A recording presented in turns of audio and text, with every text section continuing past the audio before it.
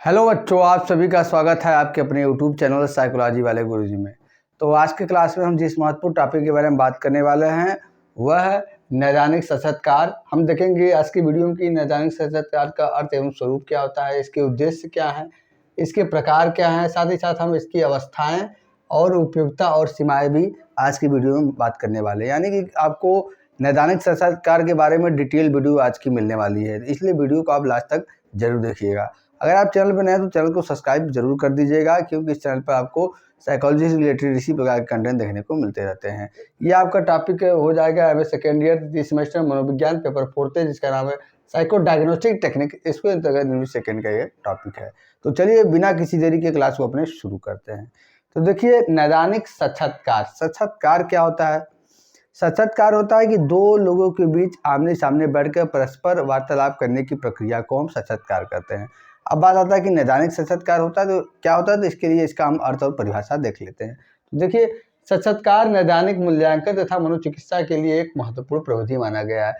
नैदानिक मनोवैज्ञानिक कहते हैं कि जो इंटरव्यू मेथड है वो नैदानिक मूल्यांकन यानी कि किसी भी रोगी का क्लिनिकल असेसमेंट करने तथा मनोचिकित्सा के लिए एक इम्पॉर्टेंट विधि या टेक्निक है।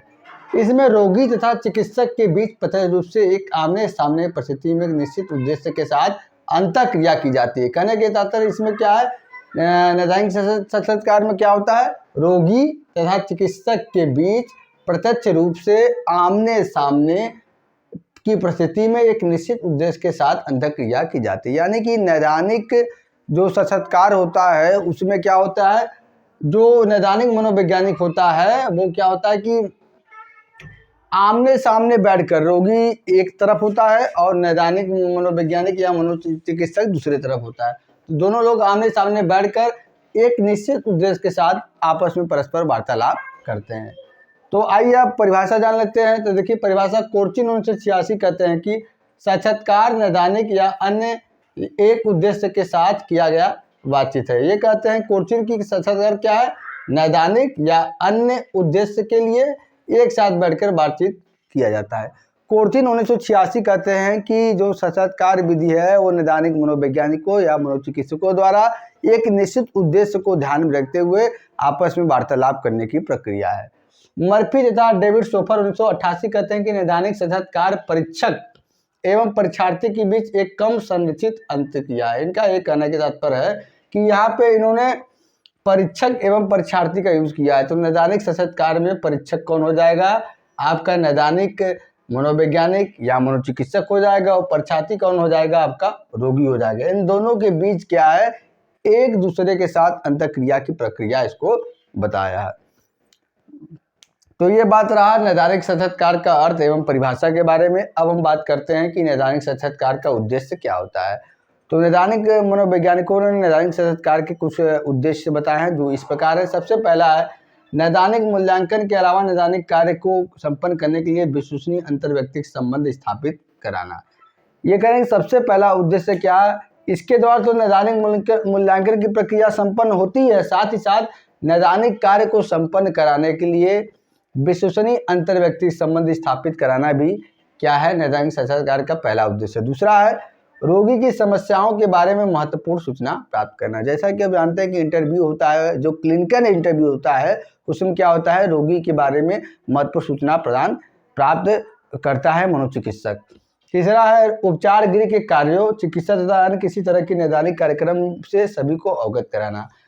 नैदानिक साक्षात्कार के माध्यम से उपचार गृह में कैसे कार्य होते हैं और चिकित्सा तथा अन्य किसी भी तरह के जो नैदानिक कार्यक्रम होता है उसके बारे में सभी को अवगत कराना भी नैदानिक साक्षात्कार का मुख्य उद्देश्य है।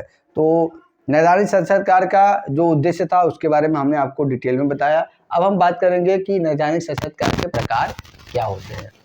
कि नैदानिक साक्षात्कार के कुछ मुख्य प्रकार आपके सामने, जिनके बारे में एक एक करके बात करते हैं।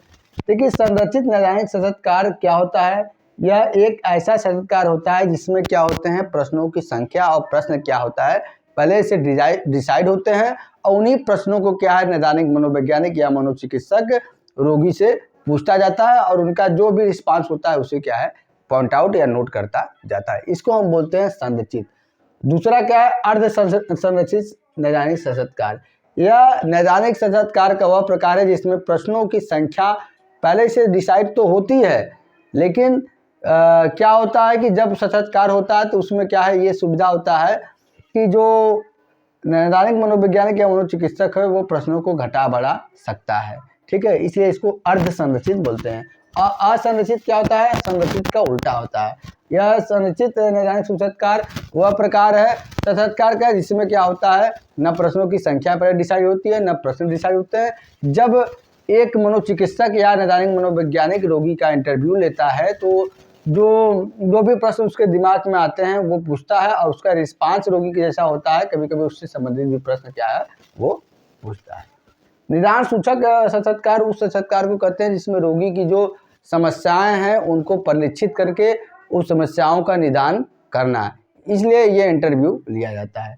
मानसिक स्थिति परीक्षा नैदानिक साक्षात्कार का वह प्रकार है जिसमें क्या है, रोगी की मेंटल कंडीशन क्या है, मानसिक स्थिति क्या है, उसके लिए क्या है कई प्रकार के एग्जाम या टेस्ट उनके ऊपर अप्लाई किया जाता है या उनको दिया जाता है। संकटकालीन साक्षात्कार जिसको हम क्राइसिस इंटरव्यू बोलते हैं, यह इंटरव्यू का वह प्रकार है इसमें क्या होता है कि जो रोगी के ऊपर जो समस्याएं हैं या जो रोगी के अंदर जो समस्याओं से संबंधित लक्षण है उसका त्वरित समाधान करना ही क्या है, संकटकालीन साक्षात्कार। मतलब कि रोगी के अंदर संकटकालीन लक्षण जब होते हैं मानसिक रोगों से संबंधित तो उस समय जो साक्षात्कार लिया जाता है उसको हम संकटकालीन साक्षात्कार बोलते हैं। अब हम बात करते हैं नैदानिक साक्षात्कार की अवस्थाएं। अभी हमने बात किया कि नैदानिक साक्षात्कार के प्रकार क्या होते हैं, उसके बारे में हमने आपको डिटेल में बताया। अब हम बात करेंगे कि नैदानिक साक्षात्कार जो नैदानिक मनोवैज्ञानिकों या मनोचिकित्सकों द्वारा लिया जाता है वह कितने चरण में संपन्न होते हैं या तो उनकी अवस्थाएं कितनी होती है। तो ये मुख्य रूप से 3 अवस्थाएं होती हैं। पहला प्रारंभिक अवस्था जिसको ओपनिंग फेज बोलते हैं, दूसरा मध्य अवस्था जिसको मिडिल फेज बोलते हैं, तीसरा अंतिम अवस्था जिसको फाइनल फेज। देखिए प्रारंभिक अवस्था में क्या होता है, जब एक रोगी नैदानिक मनोवैज्ञानिक या मनोचिकित्सक के पास आता है तो क्या है, सबसे पहली अवस्था में ये नैदानिक मनोवैज्ञानिक या मनोचिकित्सक का यह जिम्मेदारी होता है कि उसके साथ ऐसा सौहार्दपूर्ण संबंध स्थापित कर ले जिससे कि वो एकदम रिलैक्स हो जाए और उससे कुछ प्रश्नों को वो करता है जैसे कि आपको यहाँ से आने में कोई दिक्कत तो नहीं हुई या आपको क्या समस्या हो गई थी कि आप मतलब कि यहाँ पे आए हैं, ये कुछ संबंध क्या है, कुछ क्वेश्चन क्या है उससे पूछता है। यानी कि प्रारंभिक अवस्था में नैदानिक मनोवैज्ञानिक रोगी से पहले अपने संबंध को इस तरह से कर लेता है कि आगे की अवस्था में जो भी उससे प्रश्न किया जाए उसको बताने में वो हिचकिचाए नहीं और उससे हालचाल पूछता है, उसका नाम पूछता है और अपना परिचय बताता है, उसकी समस्याएं संक्षेप में सुनता है और उसके बाद हम प्रवेश करते हैं मध्य अवस्था में। अब आता है मिडिल फेज आता है। मिडिल फेज में क्या होता है, अब नैदानिक मनोवैज्ञानिक के साथ क्या है या मनोचिकित्सक के साथ रोगी का सौहार्दपूर्ण संबंध स्थापित हो चुका है, दोस्ताना संबंध स्थापित हो चुका है। तो अब कुछ क्या है डीपली क्वेश्चन पूछता है नैदानिक मनोवैज्ञानिक रोगी से। ठीक है, जैसे कुछ 4 तरह के ऐसे प्रश्न बताए गए हैं जिनको क्या है वो पूछता है। सबसे पहला ये पूछता है कि रोगी की वर्तमान शिकायत तथा समस्यात्मक लक्षण क्या है, उसके जिंदगी में वर्तमान हालत क्या चल रहा है, पहला ये पूछता है। दूसरा पूछता है क्या उसकी ज़िंदगी में अभी हाल ही में कुछ ऐसे महत्वपूर्ण घटना घटे जिससे उनका समायोजन उपक्रम इतना अधिक क्षुब्ध हो गया कि वो इस प्रकार के मानसिक रोग से ग्रसित हो गया। तीसरा क्वेश्चन पूछता है कि रोगी किस तरह का व्यक्ति है, उसके व्यक्तित्व के सुलगुण, चरित्र, क्षमताएं, कमजोरियां, संघर्ष भाव, संवेग आदि कैसे हैं, क्या हाल में उसके व्यवहार में कोई महत्वपूर्ण परिवर्तन आया था, आदि आदि। ठीक है। चौथा पूछता है कि क्या रोगी की वर्तमान समस्या से पीछे कोई संगत आंगिक कारक है जिसके कारण उन्हें मेडिकल उपचार की ज़रूरत है। ठीक है, इसका मतलब यह है कि क्या ये जो समस्या हुआ तो उसके पीछे कहीं आपके अंग में कोई चोट तो नहीं लग गया है जिससे क्या है उसकी चिंता में आपको क्या है ये मेंटल डिस्टर्बेंस हो गया है। तो कुल 4 तरह के क्वेश्चन क्या है इस अवस्था में पूछता है। अब पूछने के बाद उन सभी को क्या है अच्छे से नोट डाउन करता है और उसकी जड़ तक पहुंचने की कोशिश करता है मध्य अवस्था में। तीसरी अवस्था आता है अंतिम अवस्था। अंतिम अवस्था में साक्षात्कार समाप्त करने की अवस्था होती है। इसमें क्या है रोगी साक्षात्कार समाप्त करता है, सभी चीज़ों को नोट डाउन कर लेता है और अब रोगी को विदा करता है। चूँकि रोगी जो है अपने सभी दुख संवेग को बताया रहता है नैदानिक मनोवैज्ञानिक को, इसलिए क्या है उसके अंदर दुख एवं पीड़ा की अनुभूति होती है, तो उसको क्या है रिलैक्स करता है नैदानिक मनोवैज्ञानिक, और उसको कहता है कि आपको कोई चिंता करने की जरूरत नहीं है, मैंने समस्या आपका पकड़ लिया है, अब आपका अच्छे से इलाज हो जाएगा। तो ये अंतिम अवस्था है। तो 3 अवस्थाएं हमने नैदानिक साक्षात्कार के आपको बताएं। अब हम बात करेंगे कुछ इसके गुण दोष भी बताए गए, जैसा कि हालांकि सब विधि में टेक्निक में होता है। तो सबसे पहला गुण इसमें गहरी समझ।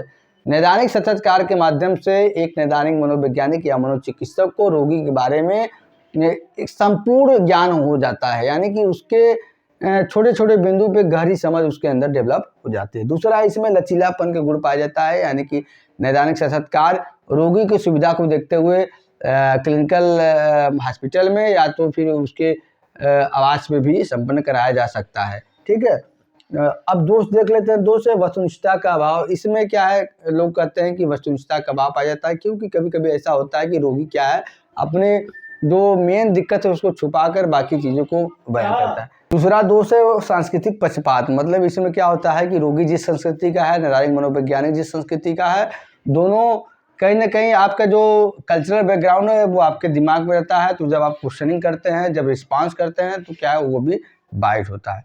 तीसरा कि बताया गया है कि इसमें क्या है, इसकी जो विश्वसनीयता और वैधता होती है वो क्या है बहुत कम पाई जाती है, इसलिए जो आलोचक है इस पॉइंट पे इसको क्या है खारिज करते हैं। तो आज की क्लास में हमने आपको डिटेल में बताया कि नैदानिक साक्षात्कार क्या होता है, इसका अर्थ परिभाषा, अवस्थाएं, प्रकार, नैदानिक उपयुक्तता और सीमाएं के बारे में हमने चर्चा किया। आज की क्लास यहीं तक, मिलते हैं अपने नेक्स्ट क्लास में किसी अन्य टॉपिक के साथ। तब तक के लिए आप सभी का बहुत बहुत धन्यवाद। जय हिंद, जय भारत।